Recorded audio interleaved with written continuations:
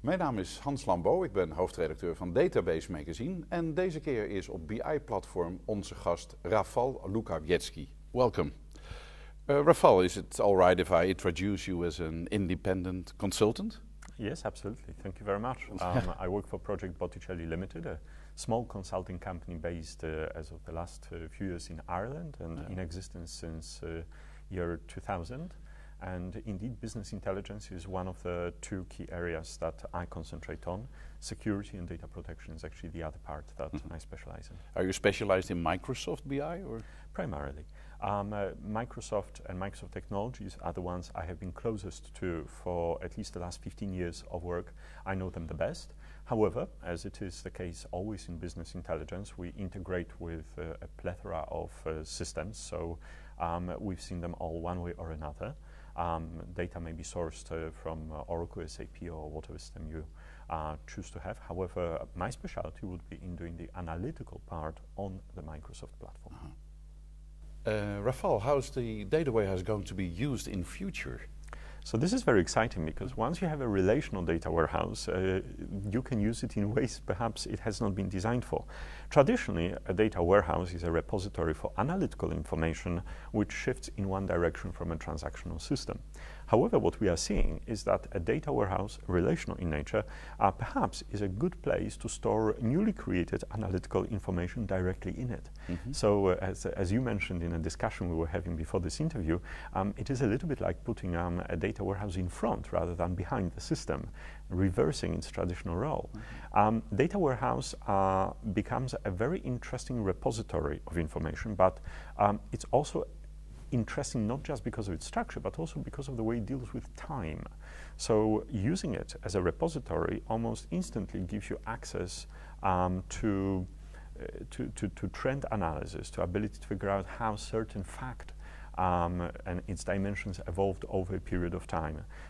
The fact that the date dimension is so deeply tied into the fabric of a data warehouse gives it almost a version of a truth over a period of time that is not accessible anywhere else. So people are asking a question, why not store more generic information that way, directly in that format? Why do we have to go through the transactional engine first and then put in a data warehouse?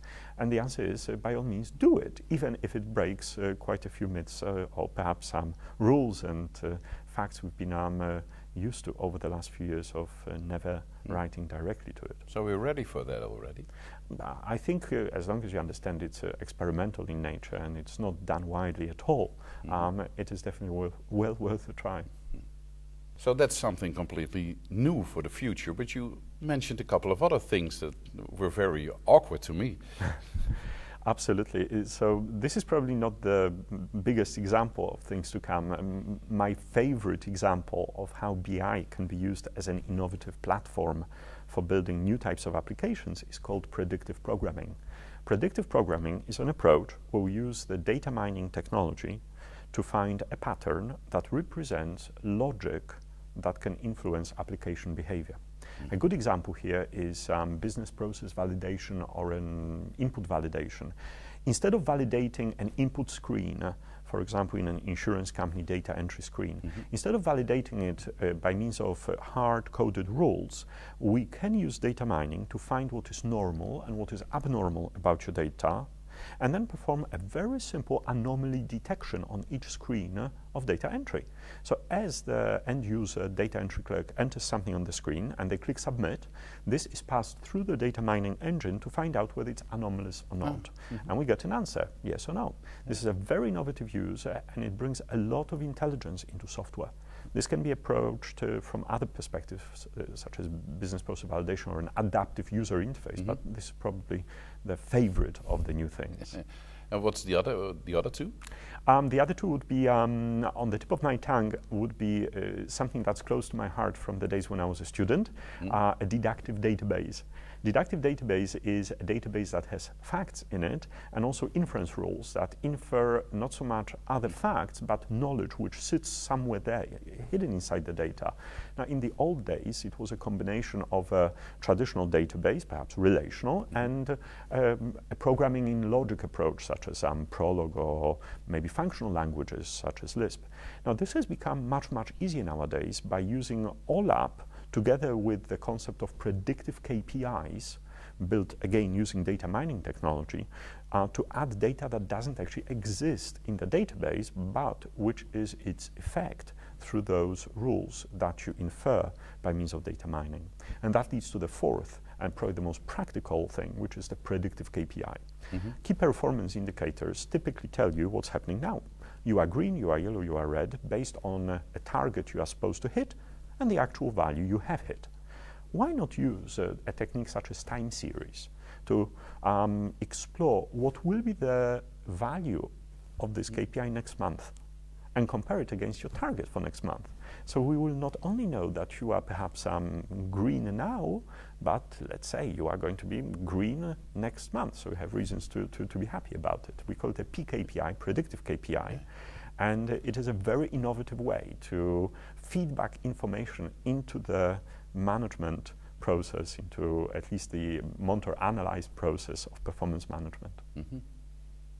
Rafal, as a Microsoft expert, as I can call you, I think, what do you think, is it a large leap Microsoft made by delivering Power Pivot, Parallel Warehouse, R2 of SQL Server 2008? Do you think they make a large leap ahead? Well, certainly SQL Server R2 compared to SQL Server 2008 doesn't seem to be bursting with very new features. Most of the change is in terms of performance, scalability, things like Parallel Data Warehouse is a good example of that. But the biggest leap from BI perspective has to be Power Pivot. Microsoft strongly believes that BI is most valuable in the hands of the masses. In other words, bringing BI tools to everybody's, maybe not everybody's, but to every information worker's desktop. And Power Pivot is just that. Power Pivot, formerly known as project with a code name of Gemini, indeed, is it brings the ability to do things that previously we could only dream about, like take 120 million rows of data, which we have seen in today's demos done by Donald Farmer here at the event in Leiden, and you are able to suddenly find meaning in it, doing very perhaps traditional forms of cube-like analysis, but it's all done in Excel, all done locally on your laptop. Plus, I think the expressions, DAX, that language which takes an element of MDX and an element of DMX, but above all, which presents it in a very simple Excel expression-like formula, I think that's going to empower a lot of analysts who are familiar with Excel, but who would never be interested in learning MDX or DMX yet, who have the abstractions in their hand to better find out what's hiding there. So is it a big leap? Certainly for BI for everyone, absolutely. BI for the users? Yes. Yeah. Yes. Is it comparable to ClickView? I would say that without ClickView, Microsoft might not be competing as hard as they are right now. So I'd say comparable, no, they go in different directions, but definitely ClickView, who has been on the self-service platform a little perhaps earlier than Microsoft, and have given Microsoft an awful lot to think about. To the advantage of Microsoft, since they have created Microsoft Excel, they probably have a bigger mindset in terms of people who use Excel. So unlike ClickView, Microsoft is not really creating a new UI. They are recycling the Excel familiar environment, but just adding new BI functionality to it. Sounds clever. I think so. Thanks very much, Rafal. Thank you very much.